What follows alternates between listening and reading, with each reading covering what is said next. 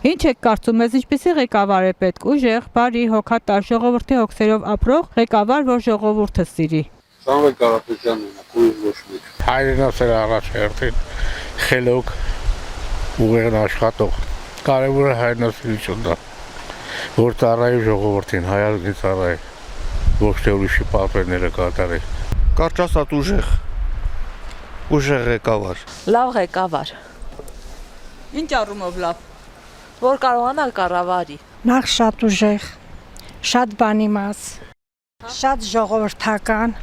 Շատ պատրիոտ, կրթված, խելացի ղեկավար, ով որ խելացի է ու գիտի իր աշխատանքը ոնց կատարի ու ազգասեր իհարկե։ Խելացի ու ժոստկի, Ստալինի պես, էլ ոչ իմ պետք չի մեզ։ Ստրայիտելնի ամեն ինչ ուր, որպեսզի կարողանա ղեկավարի ամեն ինչն էլ ժողովրդի։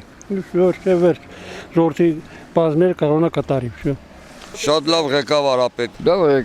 ղեկավար է պետք է, որ լավ ապրենք էլ։ Աշխատանք է աշխատանք։ Հզոր ղեկավար։